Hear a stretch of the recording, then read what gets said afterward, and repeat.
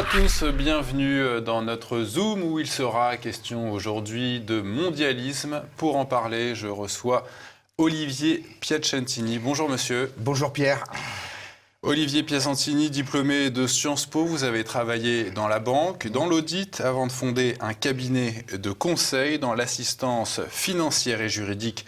En 2001, vous nous présentez cet ouvrage, Le Mirage mondialiste.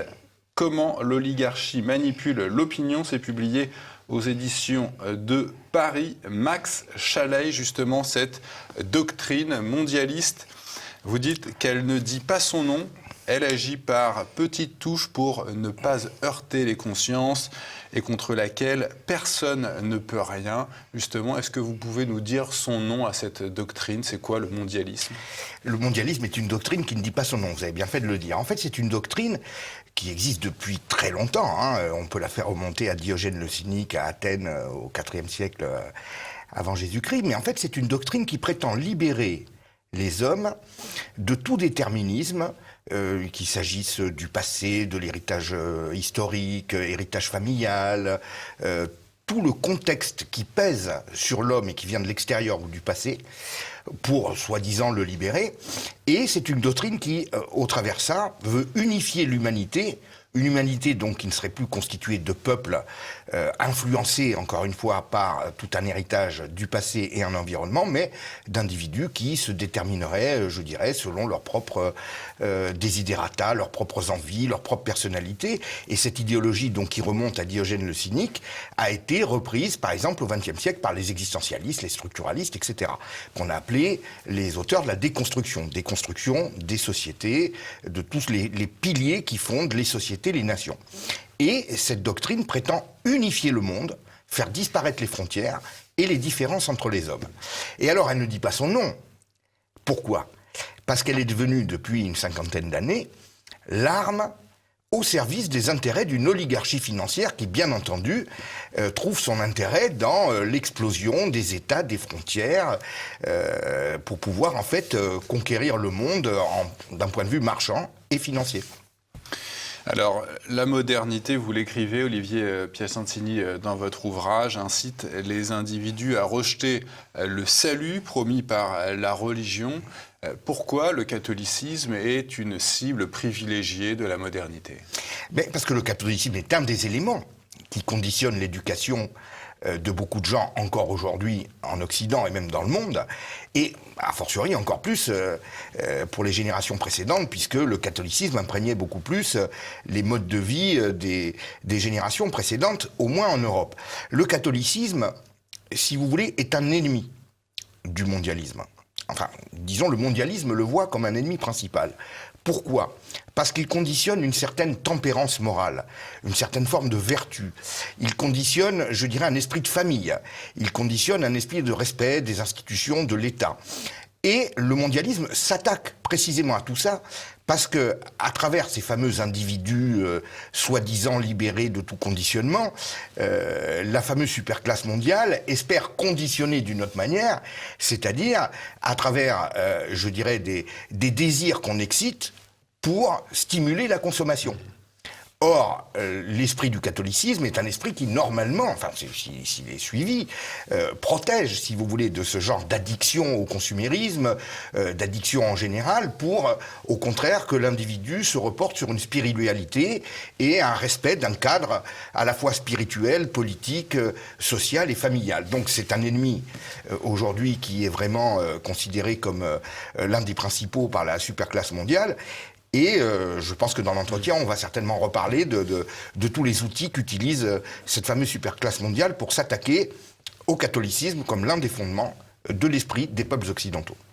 Alors la famille, l'Église, la patrie, tous ces piliers de la société occidentale se sont écroulés ces dernières décennies, ces dernières années, sans aucune résistance, dites-vous. Quels ont été les outils au service de cette destruction ? Alors, la nation est le principal ennemi du mondialisme. Le mondialisme en tant qu'idéologie portée par la superclasse mondiale. Pourquoi ?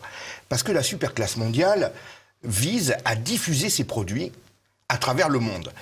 Comment est-ce qu'elle peut maximiser ses profits ? C'est le même produit qui va être vendu partout. le même produit. Qu'est-ce qui empêche cela ? C'est deux choses, les nations, les frontières, donc barrières douanières, les réglementations où il faut s'adapter à chaque fois, ça fait des coûts. Et puis, c'est également les identités qui font que tel produit va passer là, et puis là, la couleur, ça passe pas, alors il faut changer l'étiquette, il faut changer ci, il faut changer là. Tout ça est gênant et provoque des surcoûts par rapport à l'empire marchand que les fameuses multinationales voudraient créer. Et donc, si vous voulez, on s'attaque principalement aux nations. On s'attaque, je vous l'ai dit, à l'Église en tant que fondement d'une personnalité forte, tempérée et morale.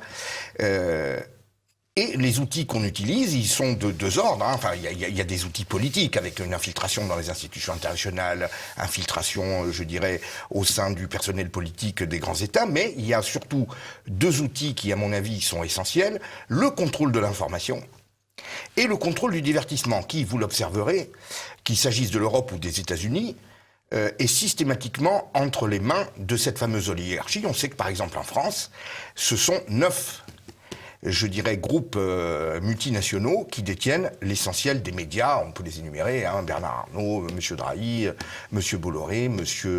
Lagardère, etc., etc. Bon. Et à travers ça, on influence l'information toujours dans le même sens.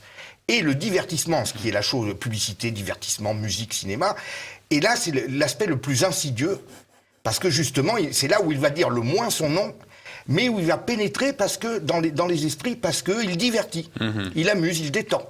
Il conditionne le cerveau reptilien, dites-vous. Oui, absolument. Mais c'est ce que Yvon Blot parlait des trois cerveaux. Donc il y a une partie du cerveau qui est le cerveau qu'il appelait le thymos, qui est le cerveau qui conditionne les émotions, l'élévation de l'âme et de l'esprit, qui est ce cerveau auquel qui est appelé, par exemple, quand il s'agit, je dirais, d'émotions patriotiques, d'émotions familiales, de spiritualité.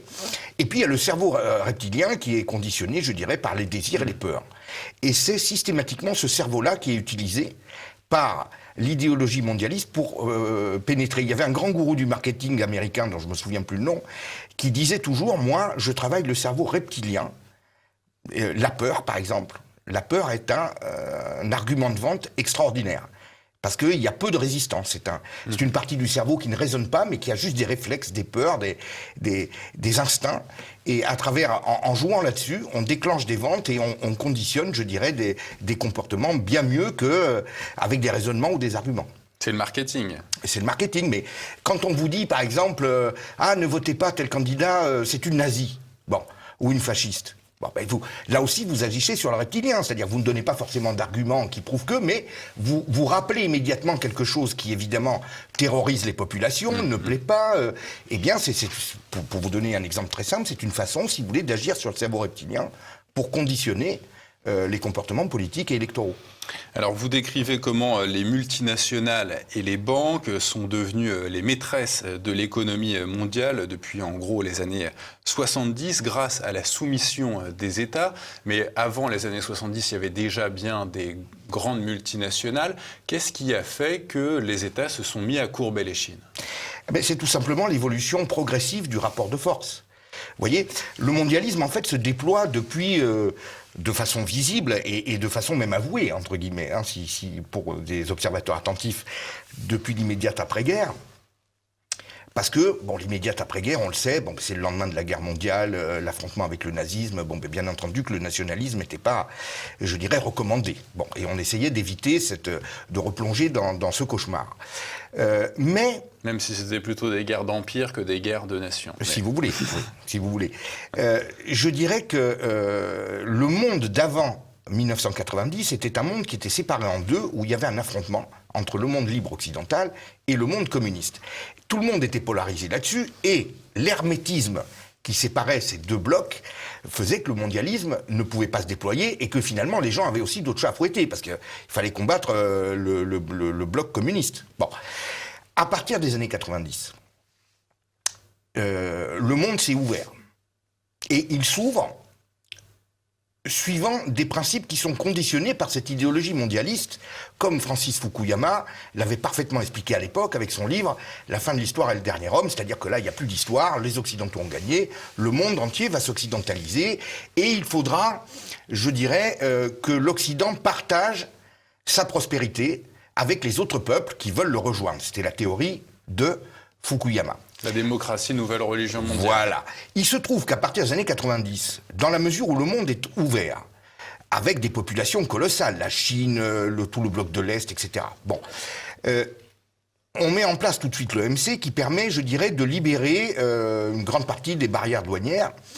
Et donc, les multinationales se sont retrouvées sur un terrain à échelle mondiale. Donc, elles ont grandement développé leurs profits, développé leur puissance, puisqu'elles vendent au monde entier, avec encore une fois des marchés d'1 milliard de consommateurs en Chine, en Inde, etc. Bon. Et en plus, cette ouverture totale leur a permis de se concentrer. Et on a, par exemple, un épisode d'actualité avec aujourd'hui la fusion entre, par exemple, PSA Opel. C'est-à-dire que déjà, vous voyez, PSA Opel qui fusionne, et ça va fusionner avec Fiat Chrysler. Donc regardez, ça fait une quinzaine de marques. Fiat, Lancia, Alfa Romeo, Maserati, Peugeot, Citroën, etc. Tout ça regroupé dans le même groupe. Les plus anciens se rappellent que dans les années 60, il y avait des dizaines et des dizaines de marques de voitures totalement indépendantes. Aujourd'hui, vous voyez bien, c'est 5 ou 6 groupes qui contrôlent tout le marché. Volkswagen aussi. Volkswagen avec Skoda, Seat, enfin je sais même plus, tellement il y en a, il faut suivre, hein, parce que bon... Et si vous voulez, la fortune de ces colosses est gigantesque, les profits ne cessent de s'accumuler, et pendant ce temps, les États-nations, eux, doivent faire face aux délocalisations, puisque la mondialisation a généré les délocalisations industrielles vers, en particulier, l'Asie. Bon. Et pour pallier à ces délocalisations, qu'est-ce qu'elles font ? Des aides sociales, et elles s'endettent pour cela. Donc, au fur et à mesure que toute la sphère des multinationales s'enrichit, la sphère financière qui, elle, s'est enrichie avec la dérégulation des marchés financiers, je ne sais pas si on aura le temps d'en parler, et de l'autre côté, les États qui, eux, petit à petit, s'appauvrissent, s'endettent, et donc forcément, le rapport de force n'est plus le même que dans les années 70, où les États pouvaient compter sur la manne des multinationales qui étaient implantées sur leur propre territoire. Aujourd'hui, ce n'est plus le cas. Et vous avez véritablement un rapport de force qui bascule d'année en année de plus en plus du côté, je dirais, de la sphère financière. Et je pense que ce n'est pas être complotiste que de dire que ces grandes multinationales et ces grands groupes, devenant de plus en plus riches, eh bien, ont envie de s'emparer du pouvoir en supplantant les États-nations. C'est assez naturel, au fond, pour une entreprise de vouloir se développer. Donc, est-ce que les responsabilités, ça vient de ces grandes multinationales, ou alors est-ce que ça vient des États qui n'ont pas su encadrer ces entreprises ? C'est très clair que, au fond, c'est vrai qu'on n'a rien à reprocher aux entreprises. Elles ont mené leur jeu financier, le développement. Vous savez, moi, je ne suis pas anticapitaliste. Mais je pense que les États devaient protéger, eux, leur population, leur marché, et ne pas sombrer dans ce libre-échangisme échevelé, qui d'ailleurs n'en est même pas un. Parce que qui dit libre-échangisme dit réciprocité. Y a-t-il réciprocité entre la Chine et l'Europe ? Non. Qui devait protéger cela ? Les États. Quand vous voyez, par exemple, que les Chinois peuvent pénétrer nos marchés publics, acheter des entreprises ici comme elles le veulent, et nous n'avons pas la possibilité de le faire de l'autre côté, ça relève effectivement, ça relèverait des États de défendre les intérêts de nos entreprises, les intérêts de nos populations. Elles ne le font pas. Donc, est-ce que c'est complotiste de penser que c'est parce que les États sont suffisamment affaiblis pour ne plus pouvoir résister à la pression des grandes multinationales ? Ben, j'ai pas l'impression. Je pense que c'est juste une analyse, mais bon... Alors, vous allez aussi sur l'activité de spéculation des hautes sphères financières. Vous comparez cette spéculation à un nuage nocif d'argent quasi invisible, virtuel. Qu'est-ce que vous répondez aux tenants des marchés financiers qui affirment que ces 30 dernières années, la misère a, somme toute, reculé partout dans le monde ? Mais la misère a reculé partout dans le monde, c'est bien de le préciser, parce qu'il y a une croissance mondiale, qui effectivement est portée par les multinationales, et puis aussi par les petites entreprises, partout. Mais quand vous dites partout, c'est d'une manière inégale. Comme la mondialisation a organisé, si vous voulez, le déploiement des unités de production partout dans le monde. On le voit partout, bien entendu que des pays comme la Chine, une grande partie de la population chinoise est sortie de la misère. Une partie de la population indienne. Et maintenant, c'est une partie des populations africaines qui progressivement sortent de la misère parce que l'industrialisation des pays émergents se déploie dans un certain nombre de pays, à peu près partout. Donc, effectivement, la mondialisation a eu un impact positif pour un certain nombre de populations. Mais au détriment de qui ? au détriment de l'Europe et des États-Unis. Et tout ceci s'est fait sur le pilotage exclusif des grandes multinationales, ce qui fait que là encore, le reproche principal que j'adresse est aux États-nations occidentaux qui n'ont pas su protéger les intérêts et le travail de leur population. Et ça aurait pu se faire de façon totalement différente. Alors, vous expliquez que l'économie n'est pas encore assez mondialisée pour ces grands capitalistes modernes. Qu'est-ce qu'il leur reste à accomplir ? Je crois qu'aujourd'hui, ce qu'il leur reste à accomplir, je ne crois que ce n'est même plus trop en termes économiques, parce qu'aujourd'hui, les capitaux circulent, les produits circulent, vous pouvez acheter des produits financiers n'importe où dans le monde, etc. Je crois que c'est vraiment l'unification politique qui est la dernière étape. C'est le dernier verrou. Et cette unification politique, elle n'est pas là, pas encore, tout simplement parce qu'il y a encore la résistance des États malgré tout, et puis il y a surtout la résistance des peuples. Parce que les peuples, on a dit tout à l'heure, les piliers se sont effondrés, mais pas totalement. C'est-à-dire que le peuple français tient encore quand même à l'esprit français, tient quand même à avoir des représentants qui soient français. Vous savez, la démocratie s'exprime parce que, moi, Corse, j'accepte que le résultat des élections en Corse ne soit pas le même que dans le reste du pays, mais comme je me sens français, j'accepte que, j'ai un dirigeant qui me plaît pas, et c'est bien le cas, mais on est bien obligé de subir. Mais à l'échelle mondiale, ça marchera pas. Vous voyez ce que je veux vous dire? Comment elle se concrétiserait justement, comment se concrétiserait ce projet politique mondial? Alors, moi je pense qu'il y a un laboratoire de ce projet politique mondial. On l'a sous les yeux, c'est l'Union européenne. Vous voyez, le projet politique mondial, c'est l'Union européenne, parce qu'il est bien évident que ce mondialisme prétend être dirigé par une élite évidemment économique, financière, et une élite de gens qui gravitent autour des fonctionnaires, qui vont organiser tout ça, des intellectuels, Et je dirais, l'Union européenne est particulièrement éclairante. Nous avons là un chapelet d'institutions en cascade, piloté depuis le sommet de la pyramide qui est la Commission de Bruxelles, qui n'est élu que par un Parlement qui lui-même n'a que très peu de pouvoir, enfin, si vous voulez, qui ne peut même pas voter le poste de dépense du budget, etc. Avec, je dirais, des élections qui ne passionnent pas les foules, parce que justement, ce n'est pas national. Et donc, finalement, la gouvernance de l'Union européenne, qui s'impose à travers les directives à tous les parlements nationaux pour une bonne partie des lois qui nous sont ensuite appliquées, est très peu démocratique, très peu transparente, c'est l'opacité, c'est le royaume des lobbies des grandes entreprises. Donc je pense que cette fameuse gouvernance mondiale dont rêve la superclasse mondiale et les fameux oligarques... On entend même le président Sarkozy, lorsqu'il était au pouvoir, affirmer qu'on irait ensemble vers ce nouvel ordre mondial, vers ce gouvernement mondial, et que personne ne pourrait nous en empêcher.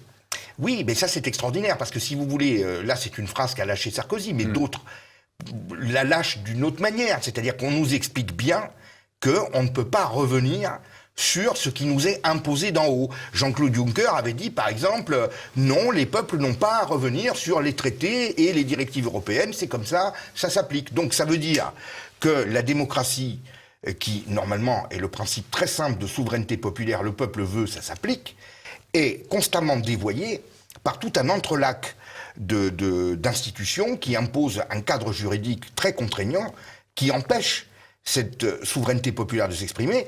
Et j'en veux pour preuve, vous voyez, ne fût-ce que la simple idée de renvoyer des djihadistes ou des fichiers S dans leur pays est complexifiée. Sur tous les plateaux de télé, toujours les fameuses télés de l'oligarchie, on vous dit « Ah, mais on ne peut pas les renvoyer parce qu'il faut l'accord du pays d'origine, il faut l'accord de la Commission des droits de l'homme de l'Union, il faut l'accord de ci, l'accord de là. » Enfin, on a l'impression qu'il y a tout un entrelac juridique qui empêche que la volonté populaire quasi unanime s'impose, c'est-à-dire renvoyer ces gens-là chez eux. Eh bien, même ça, c'est-à-dire nos ennemis présents sur notre territoire, on nous explique qu'on ne peut pas les renvoyer, donc on ne peut pas appliquer ce que le peuple veut. Donc, vous voyez bien, cette gouvernance mondiale est en réalité une forme de dictature technocratique soft, parce qu'évidemment, on ne met pas encore les gens en prison. En psychiatrie, ça commence un peu, mais enfin, ça reste marginal. Mais c'est bien une entreprise de destruction de la démocratie. Vous écrivez, Olivier Piacentini, qu'aux yeux de ces multinationales, le seul être qui compte, c'est le consommateur compulsif, solvable. Qu'est-ce qui va se passer en 2021 quand ce consommateur se retrouvera complètement esseulé, incapable de consommer? Ah ben voilà une grande question. Là, c'est là qu'on va voir exactement ce que c'est que le vrai mirage mondialiste, c'est le mot. Parce que ce mirage, en fait, comme vous le dites, repose sur quoi? Sur l'idée qu'on peut faire ce qu'on veut, on est libre, vous voyez, on s'amuse, notre sexualité, nos voyages, nos déplacements, nos envies, on consomme, etc. Mais moi, il me semblait, enfin, c'est comme ça qu'on m'a appris, que pour consommer, il faut travailler. Et puis pour travailler, il faut étudier. Vous voyez, c'est tout un ensemble de choses. Donc c'est tout un cadre d'éducation, une forme, je dirais, de respect de règles bien précises, de règles de vie. Tout ça, on l'a fait éclater à travers la déconstruction mondialiste. Le seul problème, c'est qu'à un moment donné, cela va s'arrêter. Surtout de notre côté occidental. Vous voyez, c'est-à-dire que le mondialisme a reconfiguré l'économie mondiale. Il a, alors je schématise, bien entendu, la fonction production est attribuée aux pays asiatiques. Et nous avons la consommation, la fonction consommation. Mais ça va durer jusqu'à quand? Jusqu'à quand nos États pourront encore s'endetter? Un beau jour, ça va s'arrêter, comme ça s'arrête toujours, puisque on ne peut pas s'endetter indéfiniment. Et à ce moment-là, eh bien, on nous réclamera de rembourser. La Chine, de son côté, se sera suffisamment enrichie pour avoir son propre marché intérieur et pouvoir, je dirais, diffuser et vendre ses produits dans son propre cadre. Ils n'auront plus besoin de nous comme consommateurs. Et là, nous nous écroulerons. Alors, est-ce que ça arrivera cette année? Est-ce que ça sera un petit peu décalé? Je ne sais pas. Mais l'avenir, c'est bien celui-là. C'est-à-dire que notre fonction consommation, c'est les dernières marches de l'escalier qui nous conduisent au fond de l'abîme, en fait. Mais ceux qui nous prêtent de l'argent, au fond, ceux-là vont se retrouver avec un pied dans la tombe, si je puis dire, si dans quelques années, on n'est plus capable de rembourser tous ces crédits. Mais on est tout à fait capable de rembourser. Nous avons un patrimoine, patrimoine immobilier, patrimoine... C'est-à-dire, on va nous faire rembourser. Mais pas, je dirais, suivant ce que nous générons comme revenus. On va nous saisir, tout simplement, comme ils l'ont fait pour la Grèce. Vous voyez, la Grèce a dû vendre des îles, des œuvres d'art. Son gouvernement n'a plus l'attitude d'appliquer la politique qu'il veut. Au final, c'est comme ça que ça va se passer. Nous avons, tous les pays européens, un patrimoine à la fois économique, artistique, architectural, tout ce que vous voulez, considérable. Eh bien, on va venir se servir là-dedans. Et nous allons être soumis, notre gouvernement va devoir suivre les règles qui vont nous être imposés de l'extérieur pour que le remboursement soit assuré. Alors vous évoquez l'organisation de ce mondialisme à travers tout un tas de réseaux, notamment, et vous l'évoquez, le groupe Bilderberg et sa volonté affichée, dites-vous, depuis 50 ans, d'instaurer ce gouvernement mondial. C'est un sujet qui vous vaudrait dans les médias mainstream d'être classé dans la case des complotistes. Est-ce que vous assumez un tel moi j'assume, vu nos adversaires nous attaquent avec des qualificatifs, c'est déjà mieux, vous voyez, il y a encore 2-3 ans, c'était fasciste, nazi, tout ce que vous voulez, réac, bref. Là maintenant c'est complotiste. C'est comme les précédents termes ne fonctionnaient pas, puisque les gens se sont bien rendus compte qu'on n'est quand même pas si méchants, n'est-ce pas, Pierre? Eh bien, on nous dit, oui, mais vous l'écoutez, mais vous savez, il est un petit peu dérangé, vous voyez, il a un petit peu des lubies, alors, voilà, quoi. Le complotisme, d'abord, il me semble que c'est toléré, vous voyez. Je pourrais vous citer d'autres types de complotistes qui ne se nomment jamais ainsi. Il me semble que pendant 2 ans et demi, il y a eu des procédures contre Trump pour un soi-disant complot russe dans son élection. Toutes les juridictions ont établi que c'était faux. Mais alors, que dire des gens qui, comme le journal Le Monde, le New York Times, etc., qui pendant 2 ans et demi n'ont parlé que de ça quasiment tous les jours, est-ce qu'eux sont complotistes plus que moi ou moins que moi? Parce que moi, les complots que je dénonce, si vous voulez, c'est même pas le terme d'ailleurs. Je parle pas d'un complot, je vous parle d'une logique qui veut que les entreprises, s'étant enrichies, vont supplanter et cherchent à supplanter les États. Donc je ne parle pas d'un complot. Je parle d'une nature humaine, d'une nature des règles économiques et politiques universelles qui fait que les plus forts essayent de s'imposer sur tous les terrains. Donc je ne me sens pas complotiste. Les gens m'attaquent pour complotisme, je m'en fiche. Vous voyez, parce que je sais très bien que tout ce que je dis est démontré, je me base sur des arguments et je ne jette pas d'anathème sur les autres en face. Les autres en face, tout ce qu'ils savent faire, ils ne répondent pas aux arguments par des arguments, mais par des anathèmes et des, je dirais, sanctions morales. Voyez. Donc, vous avez un chapitre, Olivier Piacentini, intitulé « Immigration de masse et métissage, diluer les peuples en un seul ». Pour évoquer ce sujet avec vous, je voudrais citer le président Sarkozy en décembre 2008, je le cite, « Le défi du métissage comme une obligation au risque de se retrouver face à des défis considérables ». Qu'est-ce que ça vous évoque ? Ça m'évoque le fait que, si vous voulez, alors dans la bouche du président Sarkozy, peut-être considère-t-il que la démographie, en particulier africaine, est telle qu'on ne pourra pas échapper à une forme de métissage, parce que de toute façon, nous les Occidentaux sommes en train, si vous voulez, de disparaître à l'échelle de la planète en termes, je dirais, ne fût-ce que démographiques. Nous sommes en train de disparaître démographiquement et nous sommes en train de disparaître en termes de production et de capacité d'invention et autres, où nous avions la primeur, et puis aujourd'hui, notre suprématie s'érode.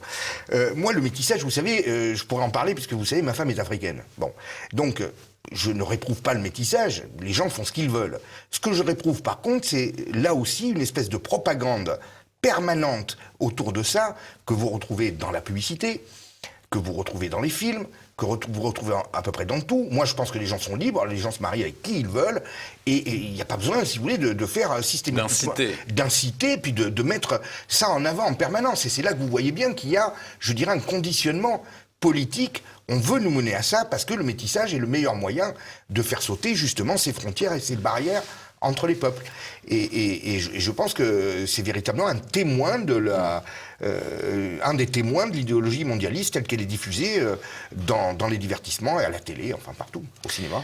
Et justement, à propos de télé, vous évoquez tout ce monde du spectacle, le football, la télé-réalité, excusez-moi, la musique techno comme instrument du mondialisme. Expliquez-nous le rapport. Alors, j'ai écrit ce livre, et je pense que c'est la grande particularité du livre, c'est toutes ces parties qui sont consacrées, je dirais, au divertissement.